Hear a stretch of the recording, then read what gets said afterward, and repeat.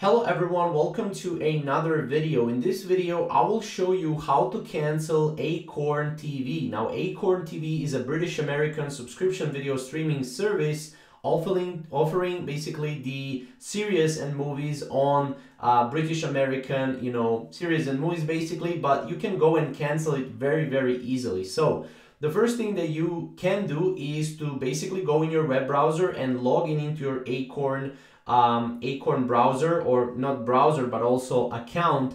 And what you want to do is you want to go to My Acorn TV, and from there you want to go to the account status. Now, once you are in the account status section, you can also go to the cancel membership as well.